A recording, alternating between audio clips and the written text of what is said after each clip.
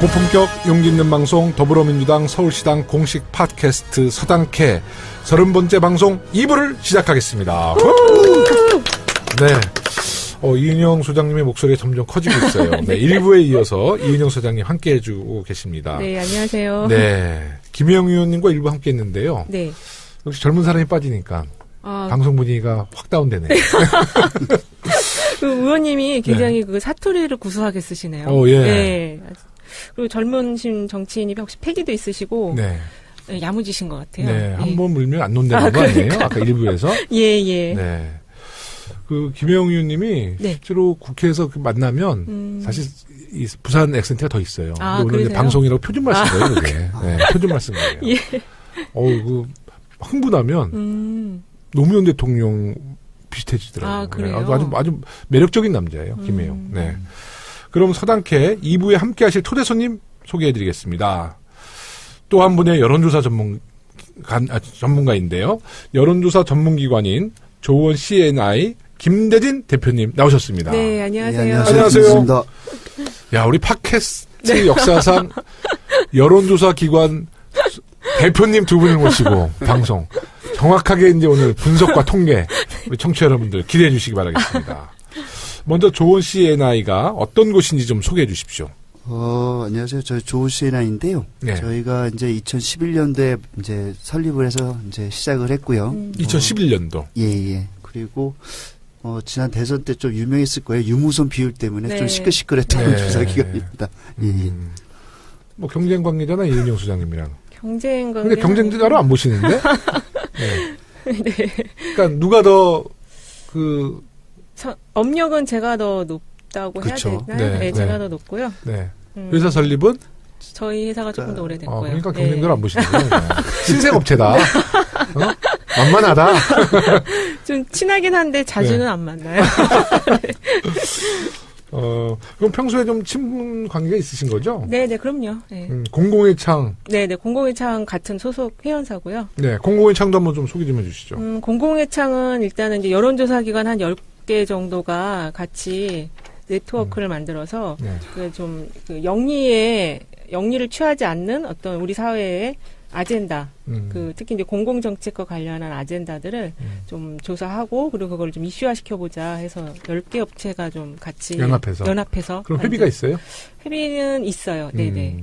그리고 최근에 이제 뭐 개헌이라든지 또는 뭐 대학교 강사 노조와 관련된 조사라든지 그런 것들 좀 우리 사회 이슈가 될 만한 것들을 좀 자발적으로 하고 언론사와 같이 또 조인해서 기사화도 하고 그런 작업을 하고 있습니다. 예전에 한번 나오셔서 공공의 창에 대해서 한번 설명해 주셨는데 공공의 창 그러면 무슨 북한 소개하는 방송 프로그램 같아서 다시 한번 설명해달라는 거예요. 그 방송이 뭐였죠?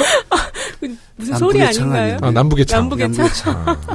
공공의 창, 남북의 창. 네. 그래서 제가 우리 청취자들이 시대도 좀 오해하실까봐. 네. 먼저 오늘 발표될 리얼미터 여론조사 결과부터 한번 짚어가겠습니다.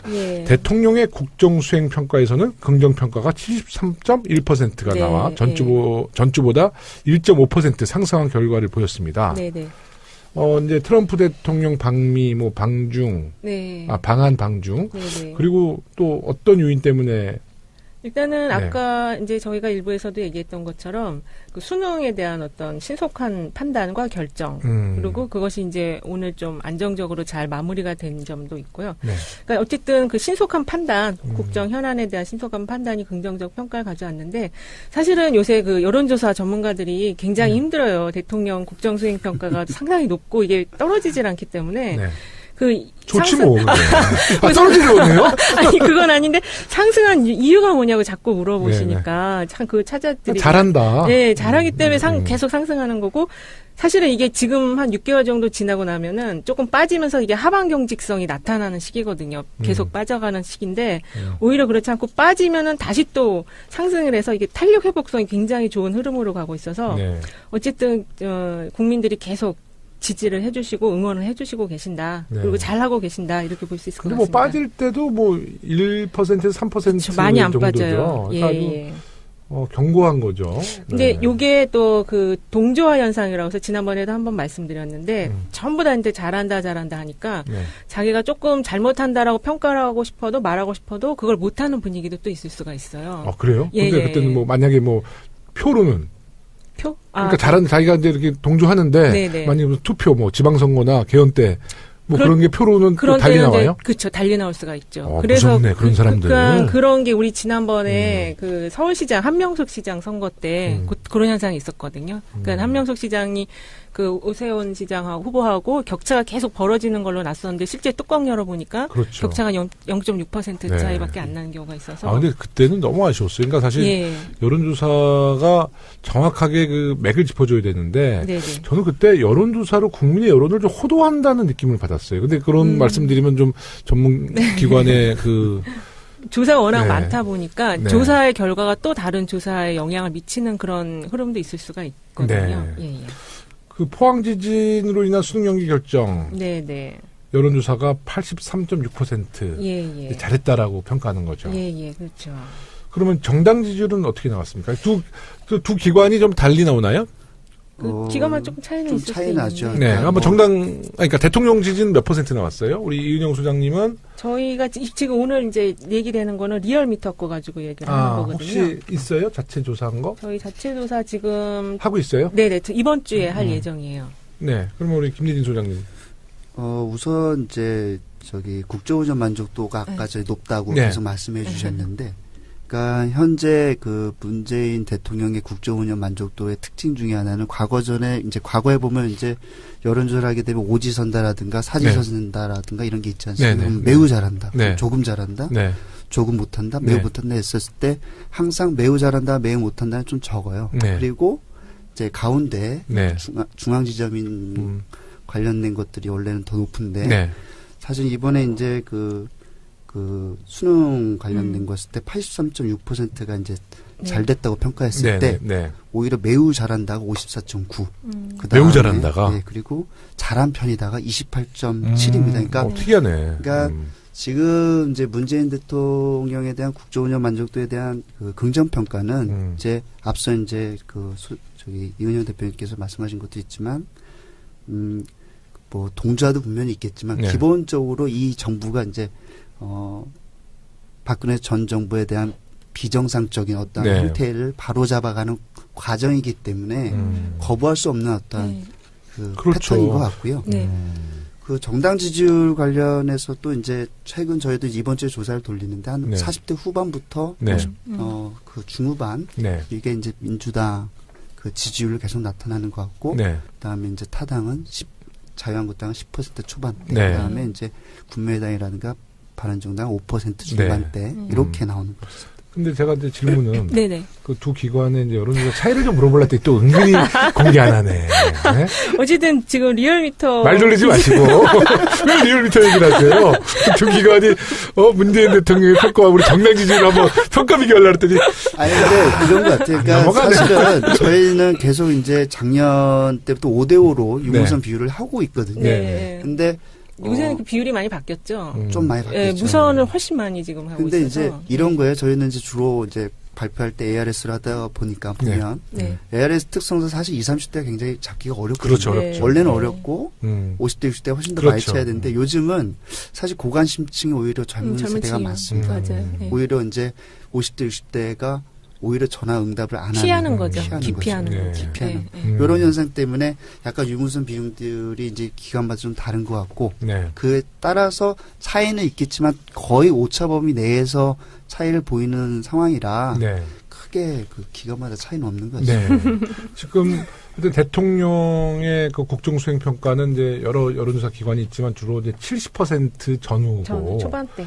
우리 더불어민주당의 여론조사는 주로 50% 전후로 보면 그 정도로 보면은 맞죠? 합리적 정당 지지율은 특히 이제 이번 그 리얼미터 20일부터 22일까지 조사된 자료를 보면은 그 자유한국당 지지가 조금 빠졌어요. 그 유여해 최고위원 그 발언 때문에. 천벌.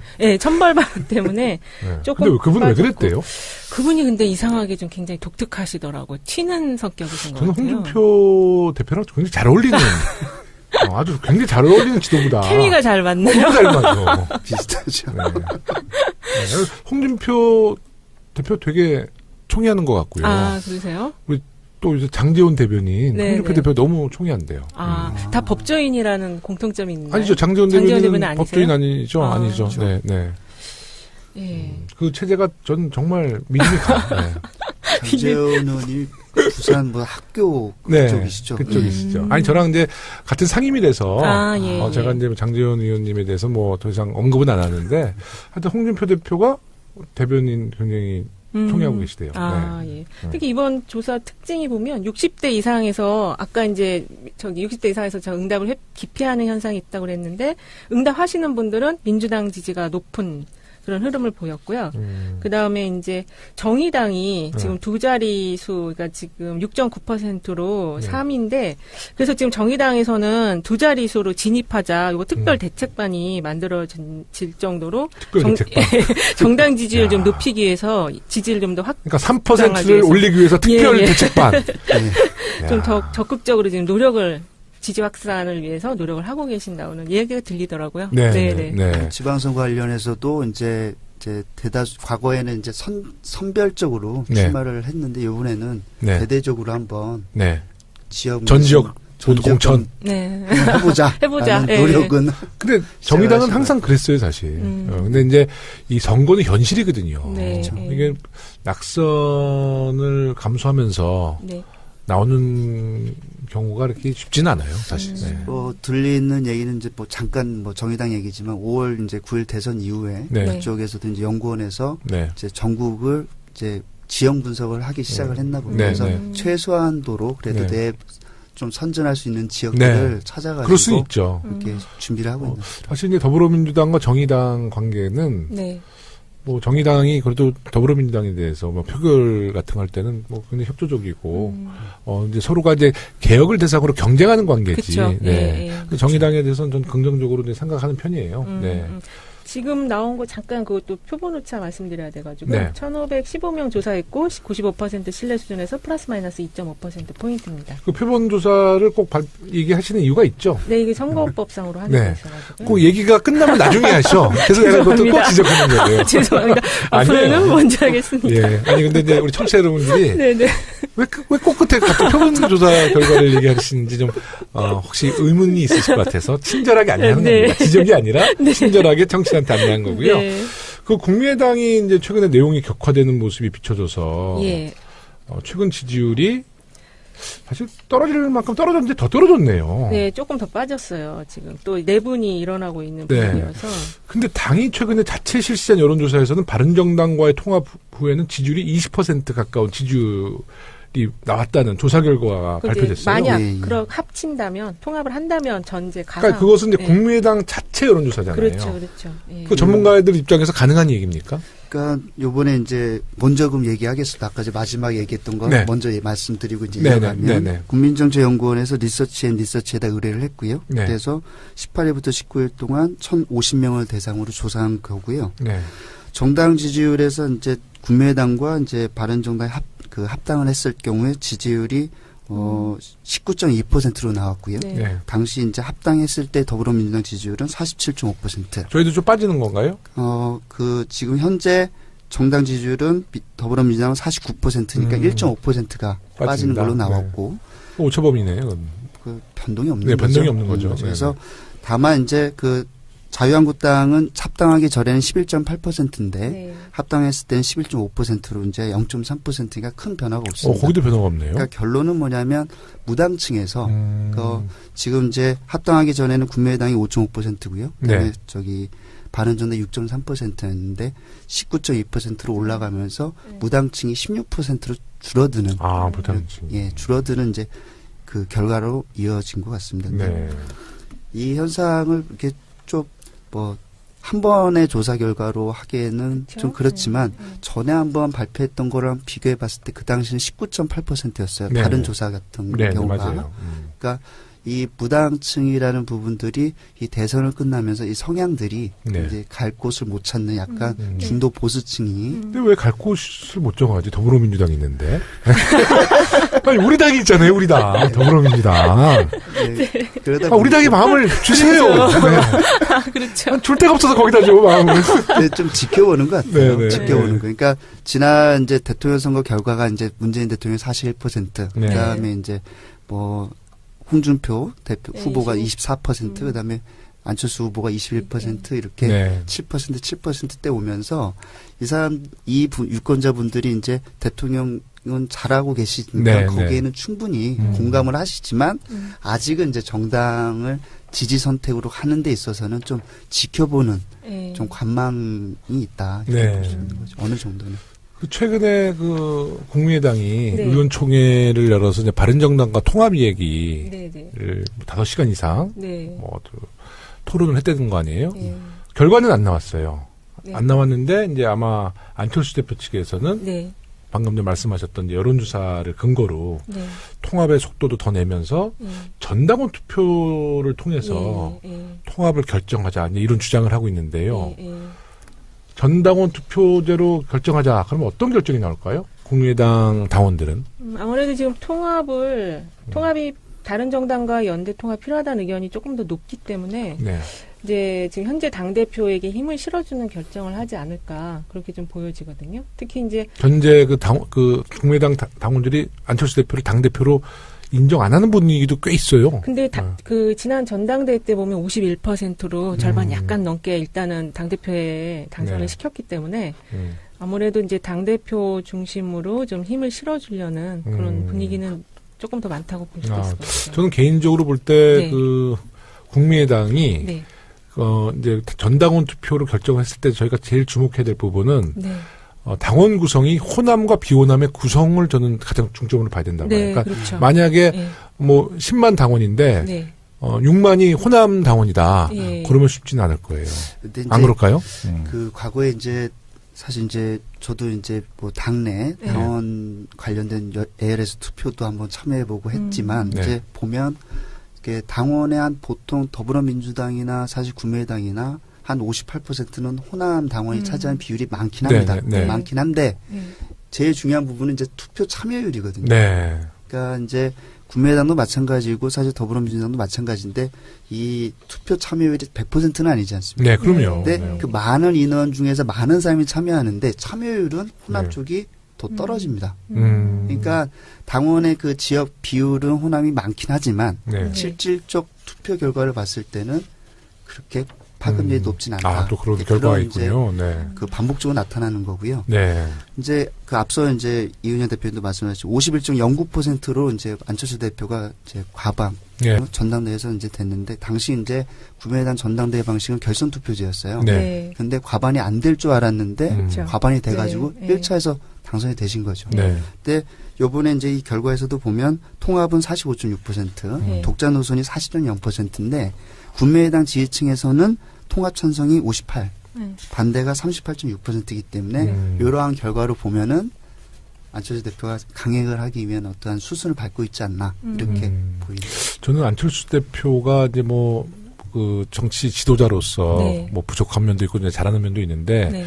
그 승부사라고 그러잖아요. 네. 근데 이분이 보면 원래는 기업인 출신이고 또 네. 의사 출신이시고 그러니까 네. 이분이 굉장히 그 통계, 분석 이런 걸 너무 잘하시는 것 같아요. 그래서 충분히 분석하고 예측한 다음에 승부수를 탁 던지는 거지. 네. 그러니까 51% 자신이 있어서 던진 거고 전당원 투표제도 이미 저는 혹시 두 분이 거기서 좀 밤에는 거기서 일하는 거 아니야? 왜 이렇게 놀래요 갑자기? 왜 이렇게 얼굴이 빨개져요? 그러니까 아마 안철수 대표가 여론조사 기관에 많이 의존하고 의지할 것 같아요. 기관도 있을 수 있는데요. 실제 이제 전략가들이 좀 지원을 한다는 얘기는 그러니까요. 있고요. 네. 그리고 근데 과학적인 수치를 놓고 네네. 판단하는 분 같아요. 정치적인 그 그쵸. 감각보다는. 지난 그 대선 때 보면 안철수 대표가 이미지 변신에 성공한 그 시기가 좀 있었거든요. 너무 짧았어요. 네, 강철수라고 그래서 잠깐 이거랑 같이 원목소리 나고 머리도 확 올렸다가 약간 팔색조 같아. 네, 그 과 해갖고 이제 잠깐 그 이미지 변신에 성공을 했었는데, 네. 근데 지금 어쨌든 그 그 정치적인 컨설팅하는 그룹이 있어서 뭔가 이 판단의 기준을 갖고 지금 행보를 하고 있는 것 같고요. 네. 그리고 지금 국민정책연구원 같은 경우 계속 이제 그 조사 결과가 나올 때마다 지금 좀 이슈화가 되고 있거든요. 근데 여기가 지금 원장이 이태규 의원이에요. 그래서 이분도 상당히 이분이 그 이명박 대통령 그쪽에 좀 활동을 하셨던 이분도 약간 전략가로 많이 알려져 있는데 어쨌든 여의도 연구소 출신인가 그러면? 그건 아닌 것 같고요. 예. 그래서 지금 국민정책연구원이 내놓은 이런 자료들도 좀 유심히 살펴볼 필요가 있는데 이번에 그 나온 것 중에 좀 약간 재밌는 게 하나 있더라고요. 네네. 뭐냐면 자기네가 조사했는데 야권을 대표하는 인물로는 유승민 바른정당 대표가 1위가 나왔어요. 26.2%로 1위가 나오고 홍준표 자유한국당 대표가 18.2%로 2위. 그다음에 이제 안철수 국민의당 대표가 14.5%로 3위가 나오고 그래서 오히려 이제 지금 이 국민의당에서 이 조사한 결과에서 안철수 국민의당 대표가 높게 나올 줄 아는데 야권 대표로 오히려 다른 정당 대표가 1위가 나와가지고 실제 이제 이 통합 의견이 높고 야권을 대표하는 인물로 유승민 대표를 더 높게 생각을 한다면 실제 통합이 일어났을 때 안철수 대표가 약간 또 낙동강 오리알처럼 이렇게 되는 거는 아닐까 그런 좀 그런 것도 좀 한번 상상해 볼 수 있을 것 같아요. 처음 들은 얘기예요. 네. 그러니까 이제 유승민 당대표로 만들고 안철수는 이제 부산 가는. 네? 여러 가지 상상할 수 있는 시나리오들이. 제 느낌에는. 아니면 킹메이커가 되시려고. 킹메이커는 절대 아니고요. 킹메이커는 절대 안 될 것 같아요. 왜냐면 문재인 대통령 킹메이커 끝까지 못했잖아요. 거기에 한이 맺힌 사람이야. 안철수 대표가. 왜 킹메이커 잘못해가지고. 그거는. 그러니까 항상 이제 킹이 되실 분인데. 그러니까 큰 킹은 아니라도 부산에서 킹이 되고 싶을 수 있어요. 그러니까 유승민 대표를 일단은 영남 주자로 이렇게 딱 올려놓고 당대표 시켜놓고 본인은 이제 부산으로 가면 그 얘기 되겠는데. 그 얘기가 될까요? 그래서 이게 지금 2등은 하시겠어요. 2등. 그 통합 얘기가 또 이런 얘기가 있더라고. 영원한 대통합이다. 그래서 아무리 생각해도 그게 또 이해가 안 돼요. 영원한 대통합. 근데 일면 또 보면 그림은 약간 그런 것 같기도 하고.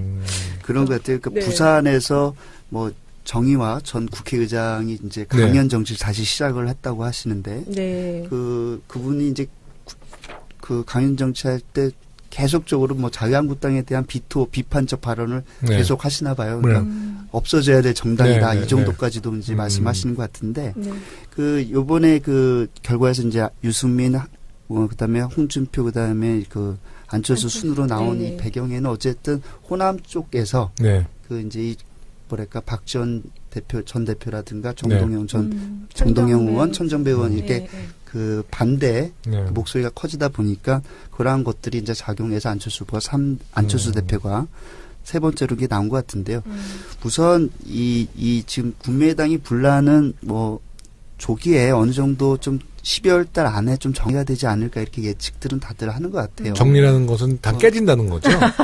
제가 보기에는 이제 앞서는 의원들이 용기를 낼지 안 낼지는 모르겠습니다만은 어쨌든 이게 더 지리멸렬하게 끌고 가지는 않을 것 같고 이렇게 자꾸 수순을 밟고 그다음에 여론조사를 공표를 하고 그다음에 또 오늘도 보니까 토론을 했더라고요. 그러니까 이런 이제 또 이미지를 이렇게 하는 걸 보니까 그래도 조만간 어쨌든 뭐가 결단을 내지 않을까 이렇게. 저는 지난 방송에도 말씀드렸지만 그 통합이 되면 그 호남의 특수한 어떤 그 정서가 있거든요. 그러니까 이제 호남의 지방선거에서 바른정당과 통합했을 때는 정말 그 후보들이 얼굴을 못 들고 다닐 정도거든요. 근데 지금 바른정당의 주요 국회의원들이 호남 국회의원들이기 때문에 아까 말씀하신 국민의당 국회의원들이기 때문에 아까 말씀하신 것처럼 이제 영호납의 통합이라는 명분을 만들 수 있죠. 그게 어떻게 보면 민취업의 재결성. 근데 민취업이라고 예전에 DJ와 YS의 그 군사 독재 시절에 그 저항했던 민취업의 재결성하면 이제 김무성 전 대표가 민취업 출신이고. 그래요? 근데 이제 여기 국민의당에는 이제 민취업의 상징적인 분이 권노갑 고문밖에 안 계세요. 그러니까 만약에 그런 그 통합을 한다고 그러고 영호남의 화합이라고 그러면 이제 민취업인데 근데 민취업의 재결성이 결국은 약간 올드보이 쪽으로 가게 돼서 선거에서는 어떤 효과를 못 볼 수 있다. 그리고 실제로 민취업의 주역들이 따로 있잖아요. 그렇죠. 주역들이 따로 있고 이미 더불어민주당은 이제 영호남이 다 통합이 돼 있는 전국 정당이다 보니까 그 명분도 그렇게 크지는 않을 것 같아요. 사실 그런 것 같아요. 지금 이제 그저께 그 의총장 그걸 통해서 이제 좀 보니까, 그다음 비하인드 이야기를 좀 전해 들어보니까, 네. 우선 그런 것 같습니다. 어쨌든 지금 현재 국민의당이라는 의석수는 어쨌든 40석이지만, 네. 이 의석수를 갖고 이번 지방선거를 치른다. 사실은 광역부터 광역의원, 기초단체장은 사실은 좀 어렵다. 네. 이렇게들 많이들 보는 것 같아요. 네, 후보가 없대요. 후보도 없고. 근데 이제 유일하게 할 수 있는 건 중대선구제인 기초의원 정도의 어느 정도의 이제 뭐 바람을 네. 가지고 있을 수는 있는데, 이제 그러한 측면에서 바라봤을 때 호남 의원들이 바라보는 시각과 네. 안철수 대표가 바라보는 시각은 좀 차이가 있다. 네. 왜 이대로 가면 우리는 전멸할 텐데 왜 네. 여기만 지키고 있어야 되냐 네. 이렇게 보는 것 같고 그렇죠. 안철수 대표는 어찌 됐든 다른 곳에서라도 좀 선전할 수 있는 구도를 만들어 보자 이런 측면에서 지지 기반을 좀 바꾸는 과정이라고 그럼요 정확히 보신 거예요. 바꾸는 거죠. 네. 이제 네, 호남에서 그냥 말 그대로 전국으로 바꾼다지만 어쨌든 킹이 되고 싶은 거죠. 그러네요. 전국 정당을 만들고 싶은 거죠. 그러네요. 네. 그 속내가 읽혔네요 지금. 참. 우리가 항상 그 방송에서 국민의당을 너무 시간이 너무 많이 네. 네. 여기서 어느 정도 정리를 네. 했으면 좋겠고요. 네. 문재인 정부가 출범한 지 195일 만에 1기 내각이 완성되었습니다. 네, 이제 좀 너무 늦은 감이 있죠, 사실. 그러니까 기간으로 본다면 최장 시간이 소요됐는데 네. 이제 가장 큰 원인이 인수위 없이 정부가 출범했기 때문이라고 생각하죠. 네. 동의하시죠? 네. 네. 문재인 정부 1기 내각 어떤 특징이 있었나요? 일단은 초기에 이제 얘기됐던 게 그 인사를 보면 50대, 그다음에 서울대, 그다음에 수도권 출신 이렇게 이제 요약할 수 있다고 얘기를 했었거든요. 네.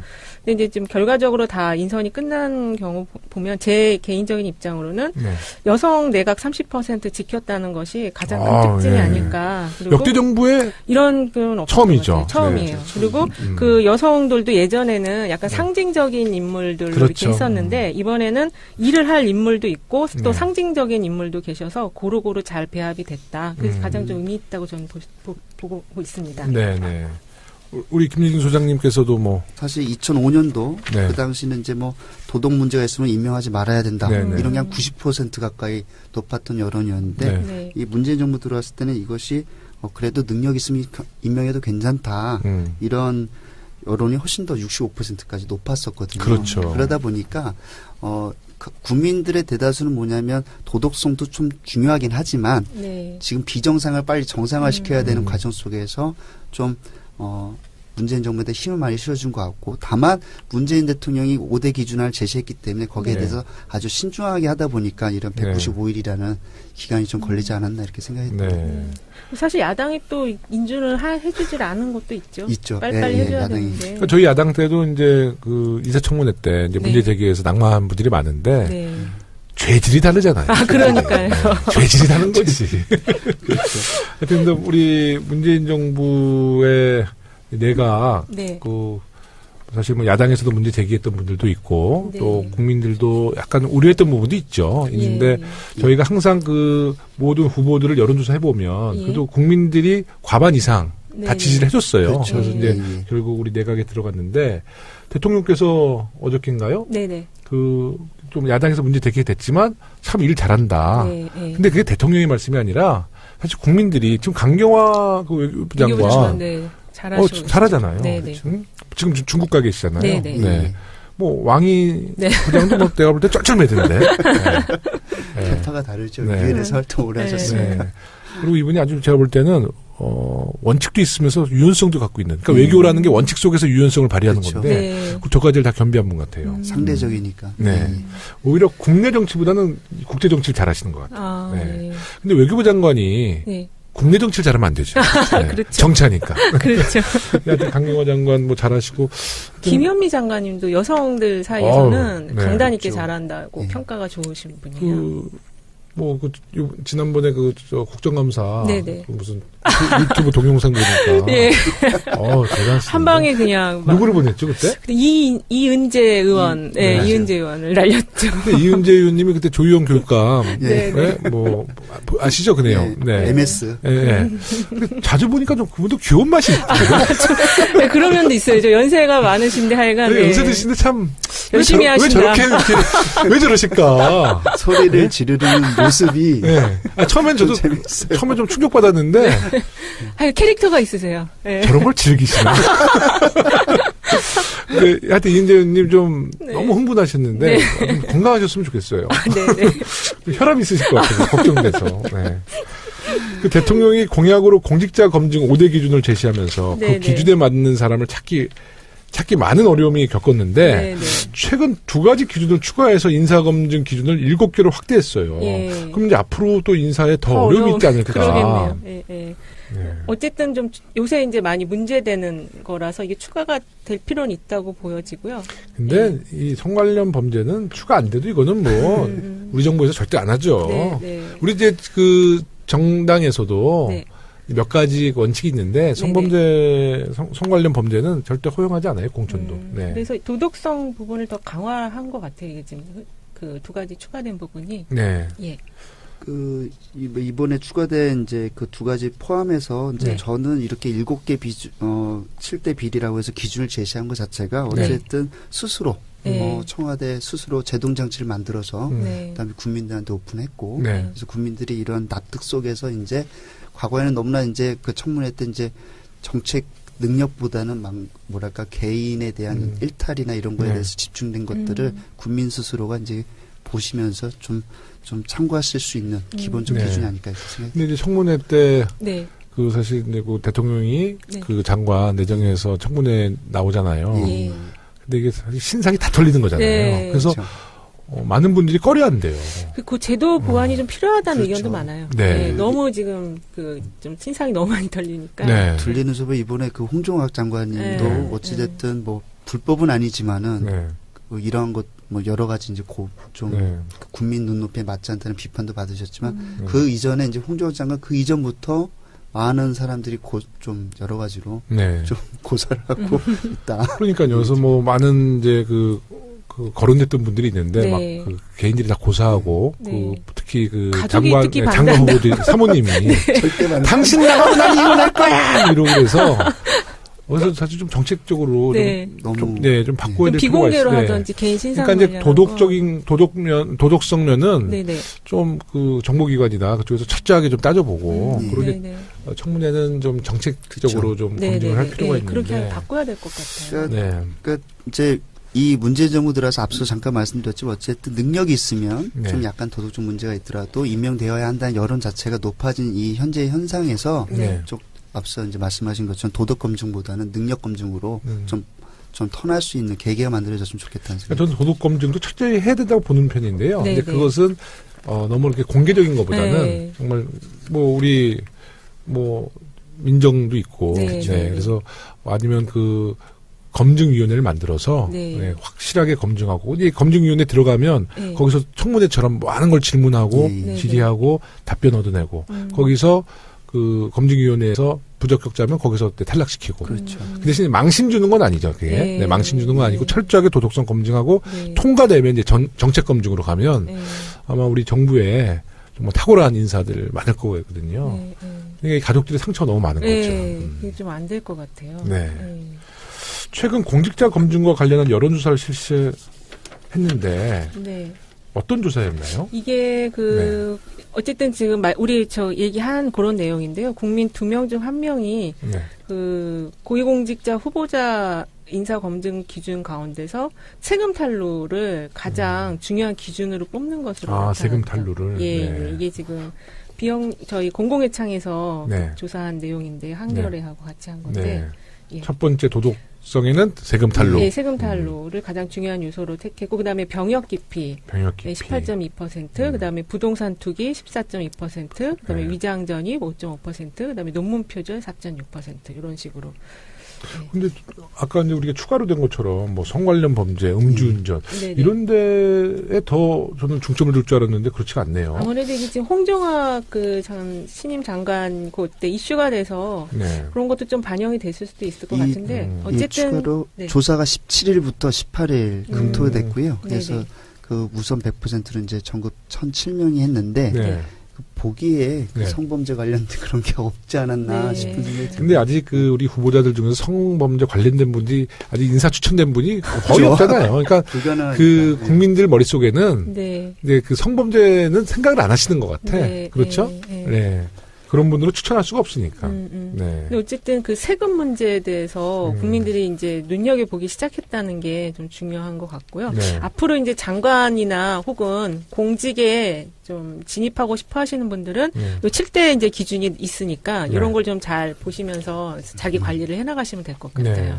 네. 저희가 방금 전에 언급했던 부분, 이제 도덕성 검증과 이제 정책 검증인데 국민들은 정책 검증보다는 도덕성 검증에 더 중점을 둔다는 여론조사 결과가 있었다면서요? 네. 그게 지금 요 결과 같은 여론조사인데 능력이 31%고 도덕성이 66.4%로 나왔습니다. 네.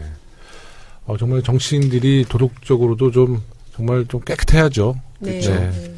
그러니까 앞서 잠깐 말씀드렸다시피 이제 그 과거에는 어쨌든 도덕적으로 문제가 되면 절대 임명되면 안 된다라는 이제 기준이었지만 그랬다고 해서 도덕성 자체가 필요 없다는 건 아니고 제일 중요한 가치인 건 맞고요. 하지만 그 도덕성도 중요하지만 거기에 더불어서 능력도 중요한 이제 하나의 요소로 이제 약간 변화되는 시점이 아닌가 싶습니다. 네, 그러니까 이 방송을 듣는 분 중에서 장관 되고 싶은 분들은 이거 말씀 잘 들으셔야 돼요. 7가지 조심하십시오. 그리고 그 인사청문회 검증 과정에서 공직 후보자에게 발견된 문제 가운데 용납해서 안 되는 것들을 물어봤거든요. 거기에는 지위를 이용한 부당이득 27.4%, 그다음에 권한 남용 27.1%, 거짓말 및 국회 위증 26.2% 이렇게 요 순서로 됐고, 그다음에 이념이나 가치관 요거 12.9%, 그다음에 음주운전 3.4% 이렇게 나타났습니다. 음주운전에 대해서는 제일 낮네요. 왜 이렇게 반대하지? 네. 그거보다는 지위를 이용한 부당이득이나 권한남용, 국회에서 위증하는 거 이런 걸 절대 용납하면 안 된다 이런 이게 저는 최순실 박근혜 게이트의 영향 같네. 갑질을 절대 용납 못. 네, 그러니까 그 세 가지가 거의 지난번 그 박근혜 최순실 게이트의 청문회 거기서 다 나온 얘기죠. 권력남용, 부당이득, 국회 위증 이게 최순실 박근혜의 그 후유증이네, 이게. 후유증이라, 그렇죠. 사실 다 봤죠. 국민들이 그걸 보면서. 뭐, 공분을. 그러니까 공부를 사면서 저런 사람이 우리나라를 이끌었어! 4년을. 다시는 저런 사람들이 대한민국을 맡아서는 안 된다. 이제 이런 심리적인 상태 같아요. 국회 위증도 사실 과거에는 이렇게까지. 놀랐어요, 저요. 김기춘 비서실장이라든가 조윤선 장관 이 멘트에서 사람들이 사실 멘붕이 아니었나 싶은 생각이 듭니다. 저는 굉장히 좀 새로운 사실을 알게 됐어요. 네. 공공의 창에서 촛불혁명 1주년을 맞아서 특별 여론조사를 실시하셨다고 하는데 어떤 내용의 조사가 이루어졌나요? 이거는 그 참여연대와 그다음에 공공의 창 그다음에 그 우리 리서치라는 곳에서 이제 조사를 실시했고요. 그 11월 16일 날 이제 그 실시했고 무선 100%로 해서 전국 1000명을 대상으로 조사를 했습니다. 촛불 집회 1주년과 관련됐을 때 질문이 크게 5가지인데요. 그 촛불 집회 평가가 긍정적이냐 부정적이냐 했을 때 긍정이 71.5%, 부정이 23.8%. 그다음에 촛불 집회를 참여 여부를 물어봤습니다. 그러니까 직접 참여가 28.4%. 28.4%. 그래서 10명 중에 3명은 직접 참여를 해봤다. 이렇게 응답을 했고요. 참여해본 적이 없다가 68.8%. 그리고 또 참여자들 중에서 가족, 친척과 동행했다가 거의 절반에 가까운 46.7%였습니다. 그리고 친구, 지인, 직장 동료가 28.5%. 혼자도 많았습니다. 22.4%. 오히려 정당 시민단체가 1.1%로 매우 낮게 나타났다. 정당에 참여한 게? 예, 정당과 동행을 했다는 건. 전데, 그게? 우리 그렇게밖에 없었다고요, 우리가? 근데 대다수가 가족, 그다음 친척, 그다음에 동료. 야, 그럼 제가 1% 쓰고 들어가네. 네. 이렇게 나왔습니다. 그래서 또 이제 이어서 이제 촛불 집회가 어떻게 확산됐냐, 계기가 무엇이냐 물어봤더니 이제 최순실 등 국정 개입이 44.1%, 그다음에 대통령의 권력 사유화가 23.5% 이렇게 순으로 나왔고요. 세월호 참사라든가 재벌 권력 유착도 7.1%로 나왔습니다. 그리고 이제 그 부정 입학 등 불공정이 5.0, 그다음에 블랙리스트 등 비판 세력 탄압이 4.9% 순으로 이렇게 조사가 됐고요. 또 촛불 집회 목적 완성이라는 인식에 대한 질문에 있어서는 근본적 개혁이 뒤따라야 하므로 앞으로 완성을 해 가야 한다. 이것이 71.1%. 그러니까 이 적폐청산과는 이건 연결되어 가는 거죠. 그러니까 박근혜 전 대통령이 탄핵되었으므로 촛불 집회의 목적이 완성됐다라고 응답은 17.3%고요. 앞으로 계속 완성해 가야 한다가 국가 대개혁을 완성해 71.1%. 그러니까 71.1%가 문재인 대통령 지지율과 비슷하네. 그렇죠. 그렇죠. 그러니까 계속 적폐청산을 하라는 국민들이 이제 70%니까 그 국민들은 문재인 대통령을 이제 계속 신뢰하는 거죠. 그렇죠. 적폐청산 완수하는 날. 그럼 적폐청산이 완수되면 문재인 대통령은 0%가 되나요, 지지율이? 그래서 이어서 그때부터 떨어지겠네요. 농담이 100% 되겠죠, 그럼 100%. 촛불 집회 계승 여부도 물어봤어요. 그랬더니 문재인 정부가 그 촛불 집회를 계승했다가 69.8%로 비슷하네요. 비슷하게 나왔습니다. 그리고 적폐청산 인식도 67.1%, 67.5%로 당연한 처벌이다. 이렇게 높게 나왔습니다. 네. 제가 이제 여론조사를 들어보니까 아직도 국민들은 그 적폐들에 대한 분노가 사라지지 않았다는 얘기네요. 공분이 아직 가라앉지가 않았죠. 공분이 가라앉지 않았다. 아직 처벌이 된 게 없으니까요. 진짜 아직 아무도 처벌이 아직도 안 된 거네요. 1심 판결이 확정된 게 아직 없으니까. 근데 아까 우리 세월호 얘기 나오면서 이게 그 우두머리끝만 잡아서 안 되겠어. 혼발을 바꿔줘야 돼요. 그러니까요. 이 적폐가 너무 깊게 들어왔다는 생각이 들어요. 아까 말씀드렸잖아요. 대통령 문재인, 우리 해양수산부 장관 김영춘인데. 그렇죠. 야. 저는 오늘 이 방송이 새로운 좀 각오가 들어요. 근데 잔챙이 잡으러 간다. 근데 이제 촛불 집회 우리 리서치 조사, 그러니까 공공해창 조사와 좀 다른 조사인데 지난번에 한번 내일신문의 선거 한번 했던 조사 같아요. 근데 이거 2016년 1월달에 그러니까 나의 개인의 목소리가 정부한테 먹힌다. 그러니까 정부가 나의 목소리를 들어준다. 즉 한마디로 나의 초능감이 있는가라고 물어봤을 때 16년도 때는 거의 한 31%에서 24% 정도 연령별로 보였는데 올해 2017년 1월에는 거의 69%, 그다음에 58%, 뭐 이 정도로 높아진 거거든요. 이게 높아질수록 이제 국민이 주인되는 세상이잖아요. 그렇죠. 시민들의 참여가 높아지는 거고. 그 원전 문제, 그 공론화위원회 이게 다 이런 과정이잖아요. 아주 긍정적이네요. 그 60%를 우리가 100%로 올려야 될 것 같아요. 그렇죠. 그러면 이제 진짜 국민이 주인되는 세상이 만드는 거니까. 그렇죠. 그러니까 앞으로 더 높아질 것 같아요. 계속적으로. 그다음에 이제 청와대에서 하고 있는 뭐 국민 청원이라든가 이런 이제 그러니까 여러 가지 이제 이런 정치적인 뭐 행위라든가 정책적인 이런 결정 과정에서 오픈하는 여러 가지 모습들이 과거에는 볼 수 없었던 또 하나의 이제 새로운 면모이기 때문에 이런 부분들이 이제 국민들한테 감동으로서 와닿는 것 같아요. 여론조사 굉장히 정확한 것 같아요. 아까 촛불 집회 직접 참여 여부를 물어봤잖아요. 그런데 직접 참여가 28.4% 맞습니다. 그러니까 거의 1,000만 명. 30%죠. 1,500만 명. 우리 촛불 집회 1,500만 명. 정도였... 너무 정확해. 이거 진짜 정확한 거야. 저는 사실 통계를 모르는데 아까 딱 생각하니까 1,500만 명. 1% 맞으시네요. 그 중에 1%. 희소 가치가 있잖아. 저도 몇 번, 매일 가지는 않았지만 보면은 그래도 이제 고등학생들이 학교 친구들이랑 같이, 그 다음에 또 그 옛날에 이제 그 광우병 때도 보면 이제 유모차 그 아주머니 있었는데 이번에도 보면은 다 가족들이 오신 거 보니까. 아유, 정확한 통계예요. 그 언론의 공공성에 대해서는 여론조사가 안 돼 있나요? 언론 개헌 관련돼서나 추가적으로 있었는데요. 그 이제 무시하실래요, 그냥? 그냥 짧게만 말씀을 드리면 지방선거 때 개헌을 투표해야 된다가 한 43.9% 나왔고요. 그다음에 좀 지방선거 이후에 해야 한다 이런 의견도 한 35.1%로 나왔습니다. 그리고 개헌 불필요하다가 6.2% 이렇게 나왔고요. 그러니까 개헌은 해야 된다가 이제 주류네요. 주류긴 하죠. 근데 이제 우리가 국회에서 개헌에 대한 어떤 아젠다가 아직 실시 안 되고 있으니까 국민분들도 좀 혼란스러우신 건가요? 사실 이제 개헌이 나의 삶과 이렇게 직접적으로 연관되어진다고 아직은 피부로 못 느끼시는 거예요. 피부로 못 느끼시는 그러니까 권력 형태라든가 선거구조 재편이라든 여러 가지 이제 국회적 논의가 나의 삶을 어떻게 바꿀 것인가 라는 직접적 연계로 이어지지가 않으니까 사실은 약간 나와 좀 먼 그러니까 국회 이야기. 그러니까 국회의원들이 자기들끼리 권력구조 나눠먹는 이야기. 이렇게 생각을 절대 아닌 거 아시죠? 그래서 우리가 그들과 권력을 안 나눠먹어요.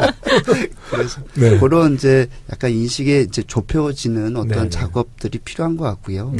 아까 말씀하신 이제 공공성 인식과 관련돼서 보면은 이제 약자 대변에 대해서 정부가 약자를 대변해주고 있는가 공감을 했더니 비공감이 55.9%. 비공감이요? 예, 공감이 그렇죠. 공감은 36.6%. 그리고 앞으로 내가 노력하면 성공할 수 있는가라고 물어봤을 때도 비공감이 63.8, 공감이 32. 그리고 언론은 약자를 대변하고 있는가라고 하니까 비공감이 아직 74. 비공감이. 예. 그리고 공감이 20.8%로 나왔는데요. 이 결과를 보면 뭐냐면 앞서 제일 먼저 던졌던 앞으로 완성해 가야 한다. 아까 71.1% 나왔지 않습니까? 그러니까 그 완성해 가야 한다는 이 내용 속에는 약자가 더 대변해 줘야 된다. 그리고 노력하면 성공할 수 있는 뭐 개천에서 옛날에 용난다라는 노력하면 성공할 수 있다는 자긍심도 더 부여가 돼야 된다. 통계 정확하네 이거. 그리고 이제 약자도 더 대변해야 된다. 그러니까 이러한 여러 가지 의견들이 국가 대개혁을 완성해 가야 한다는 이 71%에 담겨진 거로. 그러니까 이 국민의 70%의 정말 그 희망 또 그런 동력. 그러면 우리가 뭘 두려워하겠습니까? 정말 뭘 두려워하겠어요? 빨리 해야 돼요. 지금. 빨리. 아니 정말 제 자랑이 아니에요. 제가 자랑 잘 안 하잖아요. 근데 제가 법안 발의한 거 정말 다 사회적 약자를 위한. 난 진짜 장애인 관련돼서나 많이 하거든요. 뭐 여성 장애인 쪽 하는데. 정말 저는 장애인들을 외면하는 사람들 있잖아요. 정치인이 아니라고 보는데 이제 아까 뭐 인터뷰를 했어요. 그 머니투데이랑. 근데 뭐 이제 제 최근에 이제 법안 특수학교 법안에 대한 얘기가 나왔는데 국회에서 잘 통과될 것 같냐는 거예요. 그러니까 그 특수학교를 그 각 구에 의무화 설치하는 거거든요. 의무 설치. 잘 될 것 같냐 해서 제가 그 기자한테 그랬어요. 그거 통과 안 되면 그게 국회입니까? 그게 국회의원입니까? 저는 100% 통과된다고 보고요. 정말 반대하는 사람 낙선운동 해야 돼요.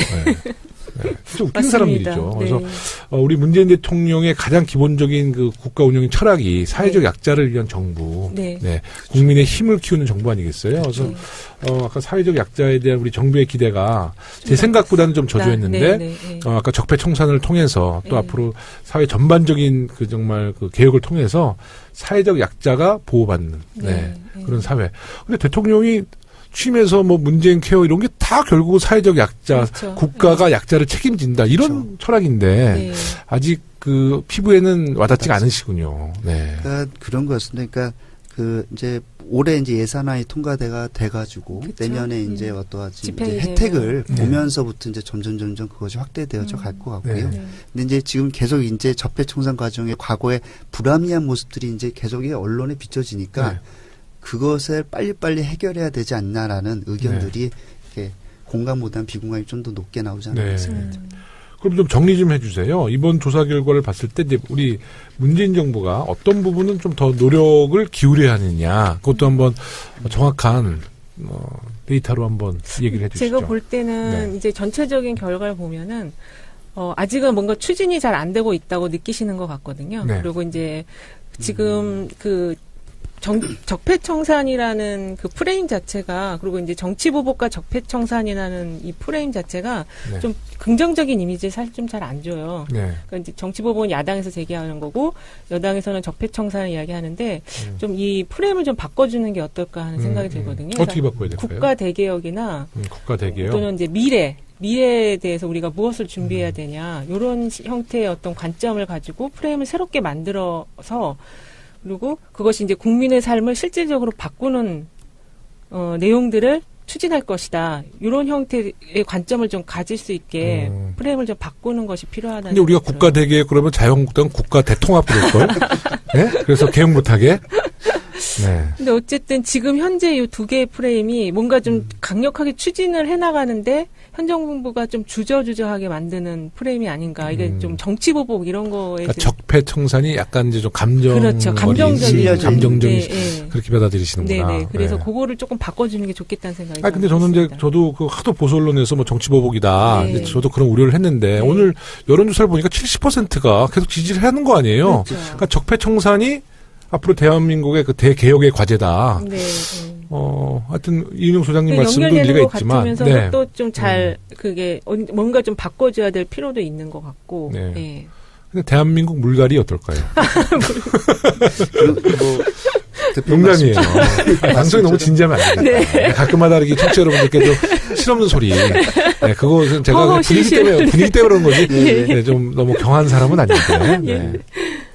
그 적폐청산에서 네. 하나 더 나아가서 네. 이제 대안으로 네. 제시가 되면은 이제 너무나 이제 보복이 아니라 이제 미래로 가진 것 같고요. 네. 저는 이제 곁들여서 한 말씀만 더 드리면 사실 뭐 과거에 이제 퍼지 이론이라고 했는데 뭐 대우 옛날에 이제 뭐 그 공기방울 세탁기에서 네. 보면 이제 옷감에 따라서 공기방울이 달라진다고 그랬는데 이제 요새 뭐 앱도 개발되고 여러 가지 이제 소통 수단이 많이 발달돼 있으니까 하나의 정책이더라도 이제 수혜받는 사람들이 입장들이 다 다르거든요. 그렇죠. 그러니까 같은 이야기로 얘기하지 말고 그거를 느끼는 사람들에 맞춰서 좀 다양한 메시지로서 주면은 이러한 것들이 이제 좀 소통 속에서 이해하는데 좀 더 와닿지 않을까 이렇게 생각합니다. 홍보가 많이 바뀌어야 될 것 같아요. 홍보가. 그러니까 전 김대진 소장님이 뭐 공기방울 세탁기에서 뭐 대한민국을 빨자.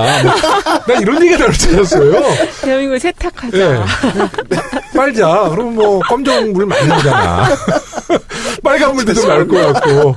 그래서 야 공기방울 세탁기에서 야 역시 감동이 있구나. 대한민국 세탁기 뭐. 뭔가 감성 언어를 하시는 줄 알았는데. 너무 밋밋했어. 다음번에 나오면 준비를 더 할게요. 네, 어느덧 또 시간이 50분이 넘었습니다. 네. 제가 공지사항 하나 네. 1부 때도 전달을 했는데요. 2부도 공지사항을 전달할 수밖에 없어요. 네, 제작진에서 명령을 내렸습니다. 12월 3일 일요일 오후 2시부터 6시까지 더불어민주당 서울특별시당 제13차 신입당원 아카데미가 국회의원회관 2층 대회의실에서 열립니다. 신경민, 박영선 의원의 강연과 서당캐 공개 토크쇼도 함께 진행됩니다. 토크쇼에는 저와 박경미 의원 그리고 정청래 전 의원과 김홍걸 위원장이 함께하니 많은 관심과 참여 부탁드립니다. 일부에서도 같이 말씀드렸지만 하이라이트는 공개 방송, 공개 재밌겠는데요. 토크쇼, 꼭 가봐야 되겠어요. 꼭 오시면 저희가 또 갑자기 우리 마이크 또 들이댑니다. 그 마지막으로 좀 못하신 말씀 있으시면 해주세요. 그 팟캐스트를 그 애청자들이 언제 주로 들을 거라고 생각하세요? 저는 출근길, 퇴근길, 그리고 주무실 때. 아, 맞습니다. 맞아요? 네, 특히 주무시기 전에 팟캐스트를 많이 들어요. 근데 저는 정말 제 팟캐스트, 다른 팟캐스트 들으면 완전 자장가든요. 그러니까 5분 다 잠들어요. 그러니까 이게 진짜 제일 많이 들으시는 시간대는 주무시기 전에 이걸 틀어놓고. 틀어놓고는 들을 수 있는데 끝까지 못 들을 거라니까요. 그냥 주무신대요. 그럼 안녕하세요. 고품격 용기는 방송 김용호입니다. 끝이야. 내용도 몰라. 그래서 어쨌든 저희가 전달하는 게 편안한 주무심을 위해서 항상 좋은 소식을 전해드리는 그런 방송이 됐으면 좋겠습니다. 네, 우리 이인영 소장님이 워낙 고품격 용기 있는 분이라서 우리 팟캐스트 서당캐와 잘 어울리십니다. 네. 저도 오늘 처음 이제 왔는데 뭐 저도 약간 긴장을 해가지고 처음에 좀 이렇게 버벅거렸는데 아닌데요? 긴장하신 게 이 정도면 나중에 또 여기서 메인 자리 달라고 그럴 것 같은데요? 너무 잘하셨어요. 불러주시면 또 잘 준비해가지고 앞서 말씀하신 것처럼 편안한 방송될 수 있도록 준비하도록 하겠습니다. 확실히 여론조사 기관 전문가들이랑 이야기를 하니까 내실이 있어요. 그러니까 우리 감사합니다. 정치인들끼리 방송하면 서로 간에 그냥 감각적으로 정무적인 얘기를 하잖아요. 또 그 안에는 이제 가끔마다 이제 감정도 실리고 저쪽 당 얘기하면 욱하고 막. 근데 확실히 좀 정제되는 방송. 그래서 우리 여론조사 기관 우리 정말 전문가분들 함께하니까 정말 든든하고요. 청취자들도 알찬 정보 받아가실 것 같아요. 감사합니다. 계속 좀 나와주시고요. 청취자 여러분들도 우리 고품격 용기는 방송 서당캐 더욱 사랑해 주십시오. 요즘에 그 순위를 보면요. 팟빵 순위를 보면 예전에 막 7위까지 올라가던 요새는 막 40위에서 왔다 갔다 해요. 그러니까 담당 그 제작진이 김용호 너가 이제 물러날 때가 됐다. 구원투수 불러야겠다. 저도 뭐 구원투수 정말 이 팟캐스트 서당 캐리어에서 바꾼다면 전 당연히 언제든지 떠날 아니 근데 준비가 좋아요가 됐습니다. 계속 꾸준히 올라가던데. 그건 저 때문이가 아니라 이은영 소장님 때문에. 이은영 소장님 와서 요새 좀 많이 올라가 있는 거예요. 네. 자, 바꾸시면 안 돼요. 네? 그만두시면 안 됩니다. 네, 고맙습니다. 고품격 용기 있는 방송 서당캐 30번째 방송 2부도 마치겠습니다. 네. 끝까지 청취해주신 모든 분들께 감사드리며 저희는 다음 주에 더 유익한 이야기로 다시 돌아오겠습니다. 감사합니다. 감사합니다. 고맙습니다.